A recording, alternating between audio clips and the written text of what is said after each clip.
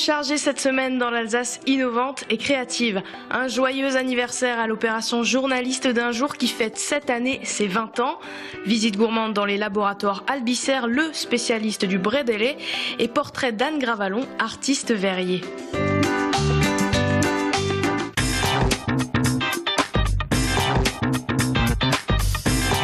Journaliste d'un jour fête cette semaine ses 20 ans. Pilotée par le journal quotidien L'Alsace, l'opération propose aux lycéens et apprentis de la région de vêtir le costume de journaliste pour fabriquer leur canard en conditions réelles. Cette année, plus de 1000 jeunes ont intégré les rédactions de Saint-Louis, Cernay, Mulhouse, Colmar et Strasbourg. Journaliste d'un jour, c'est une opération qui permet à des lycéens de pouvoir expérimenter le métier de journaliste. Donc un certain nombre de classes de lycées viennent une journée dans les 5 rédactions qui sont installées sur le territoire alsacien faire le métier de journaliste en rédaction ou alors le métier de technicien sur les rotatives. Donc c'est une expérience intéressante pour comprendre un peu d'abord le métier de journaliste. On sait ce que compte la voix des journalistes en France mais surtout à travers le monde. On sait ce qu'est la presse quotidienne régionale et on est très heureux que l'Alsace depuis 20 ans, accompagne des lycéens à comprendre ce métier. Et puis enfin, c'est une manière aussi de comprendre professionnellement ce que peut être la contrainte d'un métier aussi magnifique que celui-là, qui est de dire chaque jour, il faut sortir un journal de 32 pages, il faut être à l'heure et il faut avoir de bons sujets. Moi, en mon sens, c'est un exercice d'éducation citoyenne et puis c'est un exercice un peu professionnalisant. Ce n'est pas, on est très heureux que l'éducation nationale en Alsace soit effectivement partenaire, mais c'est avant tout un journal qui se dit qu'il a envie de donner le goût du journalisme à des jeunes qui prendront le relais un jour ou alors qui liront la presse ou qui écouteront les médias avec une autre oreille et qui feront l'exercice du libre arbitre un peu différemment. Tous les jours, pendant une semaine, une trentaine de pages sont proposées en supplément de l'Alsace. L'occasion pour les lycéens de proposer leur style journalistique et de chasser les idées reçues. On voulait pas que ça soit bateau comme article, on voulait que ça soit un peu humoristique. On voulait pas que ça soit vraiment long à lire en fait. Voilà. Écrire un article, je trouve que c'est vraiment intéressant même pour plus tard, d'apprendre à rédiger et aussi de prendre les informations vraiment les plus importantes. Les journalistes, ils sont des fois mal vus parce que certaines personnes pensent qu'on va casser du sucre sur leur dos, tout ça, mais au final, moi je pense pas que ça soit comme ça et je trouve que c'est un bon métier. C'est intéressant. Même si l'exercice reste ludique, les élèves sont encadrés par leurs professeurs et des journalistes professionnels pour sortir un papier de qualité dans les délais.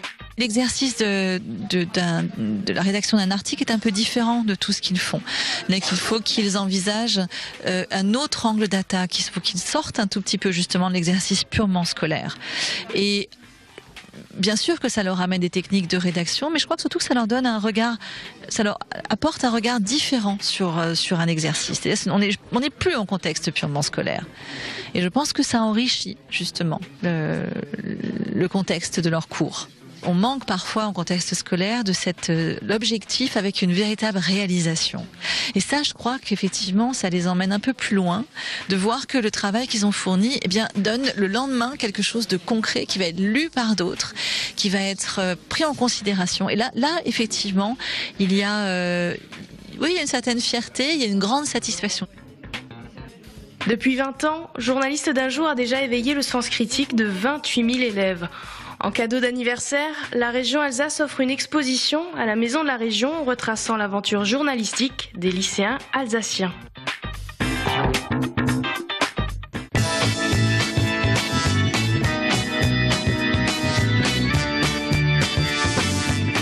Le brédélé, ou brédala pour les irréductibles orinois, est sans doute l'emblème de la région Alsace.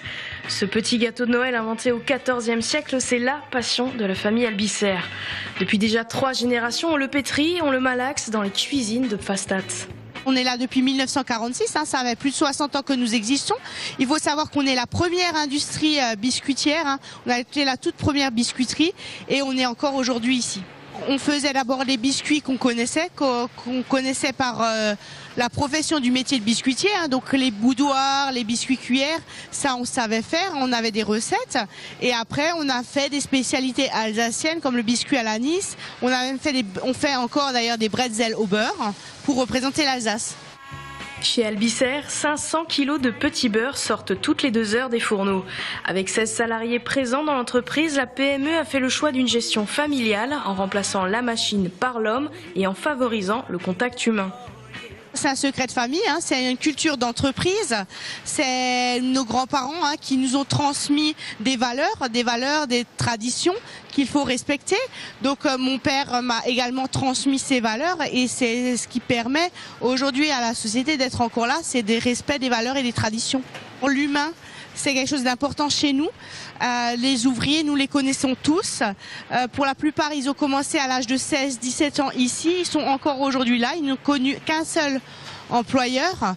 Voilà par exemple comment déjà on gère notre société. Voilà, on les connaît, on connaît leur histoire de famille. On sait les écouter. On sait quand ils ont des besoins, y répondre. Voilà, donc déjà là, un respect mutuel entre les salariés et le patron. Quand, par exemple, on sort une nouveauté, on travaille ensemble. Je vais prendre certaines de mes employés, je vais leur demander qu'est-ce qu'ils pensent de l'étiquette. Est-ce qu'ils verraient bien plutôt cette couleur ou cette couleur? Après, je peux discuter avec mes pâtissiers en disant, voilà, j'ai une idée. Comment on pourrait travailler cette recette? Il y en a un qui va me dire, bah, moi, je connais bien cette farine. Il faudrait utiliser ça plutôt qu'un autre ingrédient. Voilà, on travaille tous ensemble, en fait. Et c'est vraiment le travail d'une équipe qui fait un bon produit.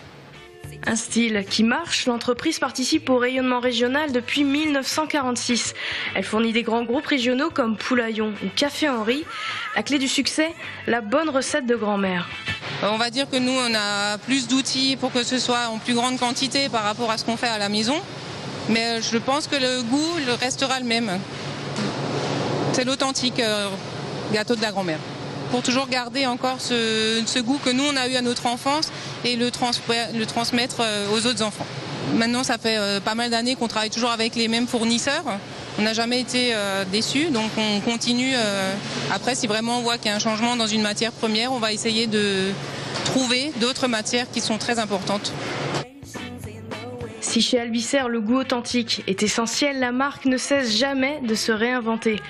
Chaque année, 2 nouvelles recettes sortent des fourneaux de Pfastat. La prochaine est prévue début novembre, un biscuit pain d'épices qui sent déjà bon Noël.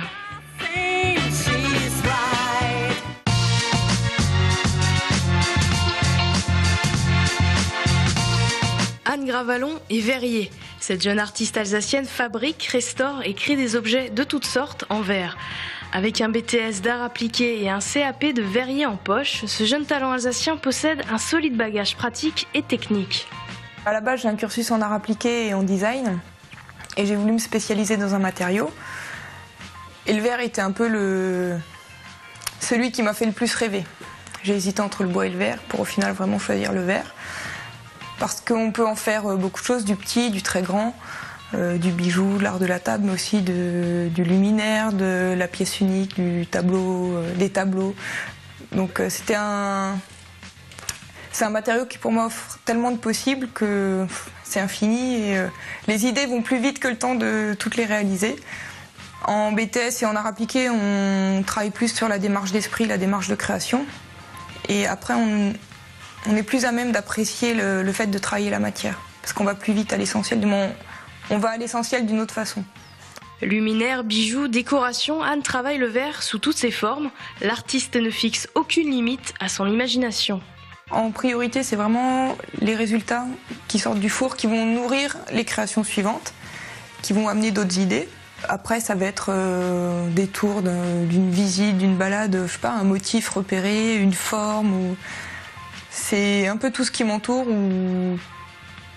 ou ce que je vois qui va me donner des inspirations. Ça fait 7 ans et demi maintenant que l'atelier existe. Je travaille toute seule. J'accueille aussi tout au long de l'année des gens en découverte qui viennent faire des initiations au travail du verre. Et d'autres qui ont leur petite production qui leur est propre, qui se fabriquent des petites collections de bijoux, des choses comme ça. Pour moi, c'est logique de montrer, de faire essayer aux gens. Ils appréhendent mieux la matière, ils se rendent mieux compte du travail que ça représente aussi. C'est un peu une forme d'éducation du public. Vous retrouverez Anne au salon Résonance dédié exclusivement à la vente d'objets d'art le week-end du 11 novembre.